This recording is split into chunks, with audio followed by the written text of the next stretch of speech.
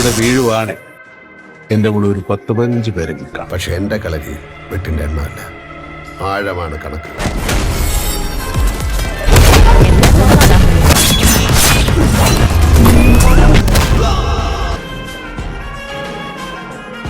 ഇപ്പോൾ IMDb rating നോക്കുകയാണെന്നുണ്ടെങ്കിലും turbo cinema തന്നെയാണ് trending number 1 നിൽക്കുന്നതെന്നൊരു കാര്യം പറഞ്ഞുകൊണ്ട് നമുക്ക് വീഡിയോ തുടങ്ങാം. പക്ഷേ എന്നെ ഏറ്റവും കൂടുതൽ ഞെട്ടിച്ചൊരു കാര്യം എന്താ നോക്കുകയാണെന്നുണ്ടെങ്കിൽ എമ്പുരാൻ സിനിമയുടെ ബഡ്ജറ്റായിരുന്നു. ഈ സിനിമയുടെ ബഡ്ജറ്റിൻ്റെ ഒരു വലിപ്പം കേട്ടിട്ട് ഇതിന് മുമ്പ് ഇങ്ങനെ ഒരു സിനിമ ഇത്രയും ബഡ്ജറ്റ് വന്നിട്ടില്ല എന്നുള്ളൊരു കാര്യം അത് ഉറപ്പായിട്ടുള്ള കാര്യമാണ്. ആ കാര്യത്തിൽ വേറെ സംശയങ്ങളും കാര്യങ്ങളൊന്നുമില്ല. പക്ഷേ ഇത്രയും വലിയ ബഡ്ജറ്റിലൊരു സിനിമ വരുന്ന സമയത്ത് ഇത് എത്ര കോടി തിരിച്ച് നേടേണ്ടി വരും എന്നുള്ളൊരു കാര്യം ചിന്തിക്കുന്ന സമയത്ത് തന്നെയാണ് മലയാള സിനിമയുടെ അടുത്ത KGF ആവാനായിട്ടുള്ള പൊട്ടൻഷ്യലാണ് ഈ സിനിമ മേക്ക് ചെയ്യുന്നതെന്നുള്ളൊരു കാര്യം തന്നെയാണ് മനസ്സിലാക്കാനായിട്ട് പറ്റിയത്. കാരണം നിങ്ങൾ ചിന്തിക്കുന്നതിൻ്റെ അപ്പുറത്തോട്ട് ഒരു ഗംഭീരമാണ് ആക്ഷൻ ഇല്ലാത്ത പടമായിട്ടാണ്. ആക്ഷൻ ഇല്ലാത്തതെന്ന് പറയുന്ന സമയത്ത് ഒരു വേറെ ലീഗിൽ വരാൻ പോകുന്ന സിനിമ തന്നെയാണ് എമ്പുരാൻ എന്നുള്ളൊരു കാര്യം വേണം മനസ്സിലാക്കാനായിട്ട്. ഒപ്പം തന്നെ വിജയ് നായകനായിട്ടുള്ള ഗോഡ് സിനിമയുടെ ഒരു സ്പെഷ്യൽ ആയിട്ടുള്ള ഒരു ക്യാമി അപ്പിയറൻസിനെ കുറിച്ചിട്ടുള്ള ഒരു അപ്ഡേറ്റ് കൂടി വന്നിട്ടുണ്ട്. എന്താണെന്നുള്ള കാര്യമൊക്കെ നിങ്ങൾക്ക് ഡീറ്റെയിൽ ആയിട്ട് പറയാം. എല്ലാ പ്രേക്ഷകർക്കും പുതിയ വീഡിയോയിലേക്ക് സ്വാഗതം. എൻ്റെ പേര് Donald. So welcome back to today's video. മമ്മൂക്കയുടെ ടർബോ എന്ന് പറയുന്ന സിനിമയുടെ ട്രെയിലർ നമ്മൾ കണ്ടു, നമ്മൾ റിയാക്ട് ചെയ്തായിരുന്നു. എനിക്ക് ഭയങ്കരമായിട്ട് ഇഷ്ടപ്പെട്ടിരുന്ന ഒരു ട്രെയിലർ തന്നെയായിരുന്നു. ട്രെയിലർ ഇതുവരെ 5 മില്യണിന് മേലെ വ്യൂസ് നേടിയിട്ടുണ്ട്, 2 ലക്ഷത്തിന് മേലെ ലൈക്സുകൾ നേടിയിട്ടുണ്ട്. IMDb റേറ്റിംഗ് നോക്കുകയാണെന്നുണ്ടെങ്കിൽ മുൻപ് 2ാം സ്ഥാനത്തുണ്ടായിരുന്ന ടർബോ സിനിമയുടെ ഇപ്പോഴത്തെ സ്ഥാനം എന്ന് പറയുന്നത് IMDbയിൽ 1ാം സ്ഥാനമാണ്. നമ്മൾ മനസ്സിലാക്കേണ്ട ഒരു കാര്യം എന്താ നോക്കുകയാണെന്നുണ്ടെങ്കിൽ കൽക്കി 2898 AD എന്ന് പറയുന്ന സിനിമ ഇന്ത്യയിലെ തന്നെ one of the most expensive ആയിട്ട് ഇന്ത്യയിലെ തന്നെ ബിഗ്ഗസ്റ്റ് സ്റ്റാർസ് അഭിനയിച്ചേക്കുന്ന പ്രഭാസ് പോലെയുള്ള വലിയൊരു സ്റ്റാർ ക്യാൻവാസ് അഭിനയിച്ചേക്കുന്ന ഒരു സിനിമയുടെ മുകളിലാണ് ഇന്ന് ടർബോ സിനിമയുടെ IMDb റേറ്റിംഗ്. ഏറ്റവും കൂടുതൽ ആൾക്കാർ കാത്തിരിക്കുന്ന ആന്റിസിപ്പേറ്റഡ് സിനിമകളിൽ 1ാം സ്ഥാനത്താണ് ടർബോ എന്നുള്ളൊരു സിനിമ എന്നുള്ളൊരു കാര്യമാണ് നമ്മൾ മനസ്സിലാക്കാനായിട്ട്. മമ്മൂട്ടിയുടെ കരിയർ ബെസ്റ്റ് ആയിട്ട് വരാൻ പോകുന്ന ഒരു സിനിമയായിരിക്കും ടർബോ. 100 കോടി നേടാൻ പോകുന്ന മമ്മൂട്ടിയുടെ ആദ്യ പടമായിരിക്കും ടർബോ എന്നുള്ളൊരു കാര്യം തന്നെയാണ് ലേറ്റസ്റ്റ് ആയിട്ട് വന്നിരിക്കുന്ന ഒരു അപ്ഡേറ്റ് നമുക്ക് മനസ്സിലാക്കാൻ പറ്റുന്ന ഒരു കാര്യം എന്ന് പറയുന്നത്. എനിവേ സിനിമയെ കുറിച്ചുള്ള ലേറ്റസ്റ്റ് ആയിട്ടുള്ള അപ്ഡേറ്റുകൾ വന്നിട്ടുണ്ട്. ആൻഡ് നിങ്ങൾ കണ്ടിട്ടുണ്ടാവും ഈ സിനിമയുടെ ലേറ്റസ്റ്റ് ആയിട്ടുള്ള പോസ്റ്റർ. വി വെച്ചിട്ടായിരിക്കും ഈ സിനിമയിലെ വില്ലന്റെ പേര് എന്നുള്ളൊരു കാര്യം നമ്മൾ മുമ്പേ തന്നെ പ്രിഡിക്ട് ചെയ്തിരുന്ന ഒരു കാര്യം തന്നെയായിരുന്നു. എനിവേസ് വില്ലന്റെ പേര് എന്ന് പറയുന്നത് വെട്രിവേൽ തന്നെയാണ്. വെട്രിവേൽ ഷൺമുഖം എന്ന് പറയുന്ന അദ്ദേഹത്തിന്റെ ആ ഒരു പോസ്റ്റർ വന്നിട്ടുണ്ട്. നമ്മുടെ രാജ് പി ഷെട്ടി ഇദ്ദേഹത്തിന്റെ എൻട്രി ഒക്കെ ഗംഭീരം തന്നെയായിരുന്നു. തിയേറ്ററിൽ കാണുന്ന സമയത്ത് ആരായിരിക്കും സ്കോർ ചെയ്യുക, മമ്മൂക്ക ആയിരിക്കോ അതോ രാജ് പി ഷെട്ടി ആയിരിക്കോ? നമ്മൾ ഇതുവരെ മമ്മൂക്കയുടെ ഒരു എൻട്രി പറഞ്ഞ പോലെ തന്നെ ഈ ട്രെയിലറിൽ നമ്മൾ കണ്ടിട്ടില്ല. അപ്പോൾ അദ്ദേഹത്തിന്റെ എൻട്രി എങ്ങനെയായിരിക്കും എന്നുള്ളൊരു കാര്യം കാണാനായിട്ട് ഞാൻ ഭയങ്കരമായിട്ട് എക്സൈറ്റഡ് ആണ്. ഒപ്പം തന്നെ അഞ്ജന ജയപ്രകാശ് എന്ന് പറയുന്ന അവരുടെ കൂടി ഒരു പോസ്റ്റർ വന്നിട്ടുണ്ട്. ഇന്ദുലേഖ എന്നാണ് ഇവരുടെ ഒരു ക്യാരക്ടറിന്റെ പേര് എന്ന് പറയുന്നത്. ഈ ഒരു ക്യാരക്ടറിന് ഭയങ്കരമായിട്ടുള്ള ഒരു ഇമ്പോർട്ടൻസ് ഉണ്ടെന്നുള്ളൊരു കാര്യം നമുക്ക് തന്നെ ഒരു രീതിയിൽ വെച്ച് പറയുന്നതായിട്ട് കേൾക്കാനായിട്ട് പറ്റിയായിരുന്നു.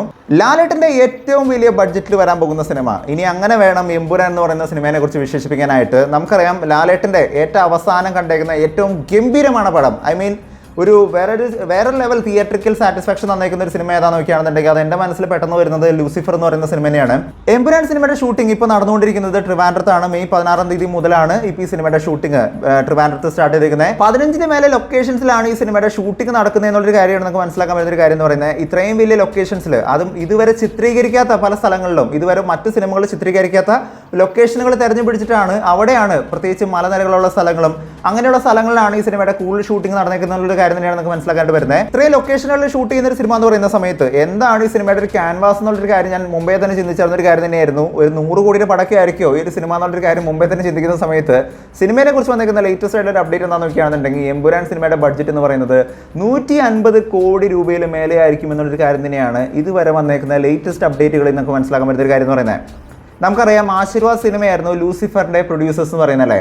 ആശീർവാദായിരുന്നു ലൂസിഫർ സിനിമ പ്രൊഡ്യൂസ് ചെയ്തിരുന്നത്. ആന്റണി പെരുമ്പാവൂരായിരുന്നു ആശീർവാദ് ഗ്രൂപ്പായിരുന്നു ഈ സിനിമ പ്രൊഡ്യൂസ് ചെയ്തിരുന്നത്. എന്നാൽ 2ാം ഭാഗത്തിലോട്ട് എത്തുന്ന സമയത്ത് ഈ സിനിമ അസോസിയേറ്റ് ചെയ്ത് 2 പ്രൊഡക്ഷൻ കമ്പനികൾ കൂടി ചേർന്നുകൊണ്ടാണ് പ്രൊഡ്യൂസ് ചെയ്യാനായിട്ട് പോകുന്നത് എന്നുള്ളൊരു കാര്യം മുമ്പേ തന്നെ വന്നിരുന്ന വാർത്ത തന്നെയായിരുന്നു.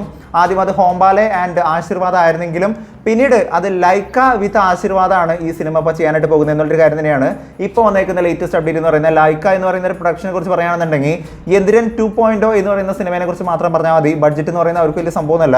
എനിവേസ് 150 കോടി രൂപയുടെ ഒരു സിനിമ മലയാള സിനിമയിൽ വരുന്ന സമയത്ത് ആ സിനിമയുടെ ക്യാൻവാസ് എത്രത്തോളം വലുതായിരിക്കും എന്നൊരു കാര്യം നമ്മൾ നോക്കുകയാണെന്നുണ്ടെങ്കിൽ ഈ സിനിമയ്ക്ക് അത് വരാൻ പോകുന്ന ഫൈറ്റ് സീക്വൻസുകൾ എന്ന് പറയുന്നത് യൂഷ്വലായിട്ട് കണ്ടേക്കുന്ന ലൂസിഫറിലെ പോലെയുള്ള ഒരു ഫൈറ്റ് സീക്വൻസുകൾ കാര്യങ്ങളല്ല. ചുമ്മാ അങ്ങ് മുണ്ടുമടക്കി അടിയല്ല ഈ സിനിമയിൽ സംഭവിക്കാനായിട്ട് പോകുന്നത്. നേരെ മറിച്ച് ഒരുപാട് ഹെലികോപ്റ്ററുകളും ടാങ്കറുകളൊക്കെ ഉപയോഗിച്ചിട്ടുള്ള വലിയൊരു ക്യാൻവാസിൽ വരാൻ പോകുന്ന ഒരു ഫൈറ്റ് സീക്വൻസ് തന്നെയാണ് ഈ സിനിമയ്ക്കകത്ത് സംഭവിക്കാനായിട്ട് പോകുന്നത് എന്നുള്ളൊരു കാര്യം തന്നെയാണ് ഇപ്പോൾ വന്നിരിക്കുന്ന ലേറ്റസ്റ്റ് അപ്ഡേറ്റുകളിൽ നിന്ന് മനസ്സിലാക്കാൻ പറ്റുന്ന ഒരു കാര്യം എന്ന് പറയുന്നത്. 150 കോടി രൂപയുടെ ഒരു സിനിമ എന്ന് പറയുന്ന സമയത്ത് ഈ സിനിമ എത്രയാണ് റിട്ടേൺസ് പ്രതീക്ഷിക്കുന്നത് എന്നൊരു കാര്യം ചോദിക്കുകയാണെന്നുണ്ടെങ്കിൽ ഒരു 500 കോടിയെങ്കിലും ഈ സിനിമ റിട്ടേൺസ് പ്രതീക്ഷിക്കുന്നുണ്ടാവില്ലേ. കാരണം അത്രയും വലിയൊരു ക്യാൻവാസിലാണ് ഈ സിനിമ അവർ സെറ്റ് ചെയ്ത് വെച്ചേക്കുന്നത്. എനിവേസ് ട്രിവാൻഡ്രത്താണ് ഇപ്പോൾ ഈ സിനിമയുടെ ഷൂട്ടിംഗ് നടക്കുന്നത്. ആൻഡ് ഒരുപാട് വലിയൊരു നിര കാസ്റ്റ് തന്നെയാണ് ഈ സിനിമയിൽ. പ്രത്യേകിച്ചും ഹോളിവുഡിൽ നിന്നുള്ള കാസ്റ്റ് പോലും ഈ സിനിമയ്ക്കകത്ത് വരുന്നുണ്ടെന്ന കാര്യം തന്നെയാണ് നമുക്ക് മനസ്സിലാക്കാൻ പറ്റിയ ഒരു കാര്യം എന്ന് പറയുന്നത്. വിജയ് നായകനാവുന്ന ഗോഡ് സിനിമയുടെ ഒരു ഗംഭീരമാണ് അപ്ഡേറ്റ്. ഈ സിനിമയെ കുറിച്ച് പറയാനായിട്ടാണെന്നുണ്ടെങ്കിൽ ഒരുപാട് കാര്യങ്ങളുണ്ടെന്നുണ്ടെങ്കിൽ പോലും എനിക്ക് ആദ്യമേ തന്നെ എന്നെ ഞെട്ടിച്ചൊരു കാര്യം എന്താണെന്ന് നോക്കുകയാണെന്നുണ്ടെങ്കിൽ ഇപ്പോൾ വരുന്ന തമിഴ് സിനിമകളിലെല്ലാം ഈ ഒരു കോമൺ തിങ് നമുക്ക് കാണാൻ പറ്റുന്നൊരു കാര്യം തന്നെയാണ്. അതാണ് ഡി ഏജിങ് ടെക്നോളജി എന്ന് പറയുന്ന ഒരു സംഭവം. ഡി ഏജിങ് ടെക്നോളജി എന്ന് പറയുന്നത് ഒരു ആക്ടറിൻ്റെ പ്രായം കുറച്ച് കാണിച്ചുകൊണ്ടുള്ള സീനുകൾ ഉൾപ്പെടുത്തിയിട്ടുള്ള സിനിമകൾ എന്നുള്ളൊരു കാര്യമാണ് ചുരുക്കത്തിൽ പറയാൻ പറ്റുന്ന ഒരു കാര്യം എന്ന് പറയുന്നത്. അതായത് 60 വയസ്സുള്ള ഒരാളെ 30 വയസ്സാക്കാനായിട്ടുള്ള ഒരു ടെക്നോളജിയാണ് യഥാർത്ഥത്തിൽ ഡി ഏജിങ് ടെക്നോളജി എന്ന് പറയുന്നത്. ആക്ച്വലി ആദ്യമായിട്ടാണ് ഈ സിനിമയിൽ യൂസ് ചെയ്തിരിക്കുന്നത് ചോദിക്കുകയാണെന്നുണ്ടെങ്കിൽ ഇതിനു മുമ്പും ഒരുപാട് സിനിമകളിൽ ഇത്തരത്തിലുള്ള ഡി ഏജിങ് ടെക്നോളജി മറ്റൊക്കെ യൂസ് ചെയ്തിട്ടുണ്ട്. പക്ഷേ ഇപ്പോൾ ഗോഡ് സിനിമയുടെ ഭാഗത്തു നിന്ന് വന്നേക്കുന്ന ഒരു അപ്ഡേറ്റ് എന്താണെന്ന് നോക്കുകയാണെന്നുണ്ടെങ്കിൽ ഈ സിനിമയ്ക്കകത്ത് വിജയുടെ ഡി ഏജിങ് ടെക്നോളജി ഉപയോഗിക്കുന്നുണ്ട്. ഒപ്പം തന്നെ ഈ സിനിമയ്ക്കകത്ത് ഒരു ഗംഭീരമാണ് ക്യാമിയോ വരാനായിട്ട് പോകുന്നുണ്ടെന്നുള്ളൊരു കാര്യം തന്നെയാണ്. അത് മറ്റാരുമല്ല, തമിഴകത്ത് ഒരു കാലത്ത് ഏറ്റവും വലിയ സൂപ്പർ സ്റ്റാർ ആയിരുന്ന പിന്നീട് പൊളിറ്റീഷ്യനായിട്ട് മാറിയ ക്യാപ്റ്റൻ വിജയകാന്ത് തന്നെയാണ് ഈ സിനിമയ്ക്കകത്ത് വരാൻ പോകുന്ന ക്യാമിയോ എന്ന് പറയുന്നത്. അദ്ദേഹം മരണപ്പെട്ടു എന്നൊരു കാര്യം എല്ലാവർക്കും അറിയാം, നമ്മളതിൻ്റെ വാർത്തകൾ മറ്റൊക്കെ കണ്ടേക്കുന്നത് തന്നെയാണ്. പക്ഷേ അദ്ദേഹത്തിൻ്റെ ടെക്നോളജി യൂസ് ചെയ്തുകൊണ്ട് ഈ സിനിമയ്ക്കകത്ത് കൊണ്ടുവരാനായിട്ടുള്ള ശ്രമത്തിലാണ് ഈ ഒരു ടീം എന്ന് പറയുന്നത്. പക്ഷേ എന്നെ ഏറ്റവും കൂടുതൽ ഞെട്ടിച്ചൊരു കാര്യം എന്താണെന്ന് നോക്കുകയാണെന്നുണ്ടെങ്കിൽ വിജയ് എന്ന് പറയുന്ന ഒരു ബ്രാൻഡിൻ്റെ ഒരു പവറാണ്. നമുക്കറിയാം വിജയുടെ ഓരോ സിനിമകൾ വരുന്ന സമയത്തും അത് ഒരുപാട് സാറ്റലൈറ്റ് ആണെങ്കിലും അല്ലെങ്കിൽ OTT ആണെങ്കിലും വലിയ വലിയ തുകകൾക്ക് വിറ്റ് പോകുന്നതായിട്ട് നമ്മൾ കണ്ടിട്ടുണ്ട്.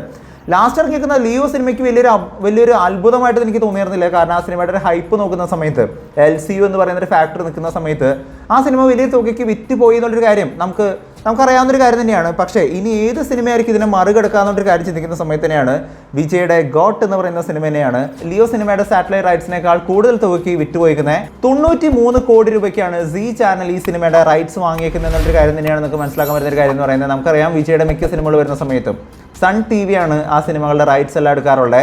പക്ഷേ ഈ തവണ ഒരു ചേഞ്ച് ഉണ്ട്. തുപ്പാക്കി സിനിമയ്ക്ക് ശേഷമാണ് സൺ TV ഇല്ലാതെ മറ്റൊരു ചാനൽ ഒരു സിനിമയുടെ വിജയ് സിനിമയുടെ റൈറ്റ്സ് മേടിക്കുന്നത്. ഗോഡ് സിനിമ 93 കോടി രൂപയ്ക്കാണ് സീ ചാനൽ സ്വന്തമാക്കിയിരിക്കുന്നത്. എനിവേ സിനിമകളുടെ ക്യാൻവാസും സിനിമകളുടെ ഒരു റേഞ്ച് എന്ന് പറയുന്നത് മാറിക്കൊണ്ടിരിക്കുകയാണ്. പ്രേക്ഷകർ മാറിക്കൊണ്ടിരിക്കുകയാണ്. വലിയ വലിയ ബഡ്ജറ്റിലുള്ള സിനിമകൾ വന്നു കഴിഞ്ഞാൽ ആൾക്കാർ കൈയടിച്ച് സ്വീകരിക്കുക എന്നുള്ളൊരു കാര്യം ചോദിക്കുകയാണെന്നുണ്ടെങ്കിൽ അതിനുള്ള ഏറ്റവും വലിയ ഉദാഹരണം തന്നെയാണ് അവസാനം ഇറങ്ങിയേക്കുന്ന സലാർ എന്ന് പറയുന്ന ഒരു സിനിമ.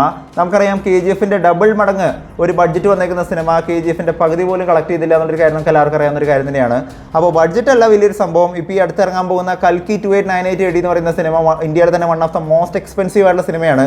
പക്ഷേ അതിൻ്റെ മുകളിലാണ് ഇന്ന് മലയാളത്തിലെ ടെർബോ എന്ന് പറയുന്ന സിനിമയുടെ IMDb റിസപ്ഷൻ എന്ന് പറയുന്നത്. അപ്പോൾ അങ്ങനെ നോക്കുന്ന സമയത്ത് ബഡ്ജറ്റ് അല്ല, നേരെ മറിച്ച് കണ്ടന്റും അതിനെ ഡെലിവർ ചെയ്യുന്ന രീതി തന്നെയാണ് ആൾക്കാർ ഏറ്റവും കൂടുതൽ കൈയടിച്ച് സ്വീകരിക്കുന്ന ഒരു കാര്യം എന്ന് പറയുന്നത്.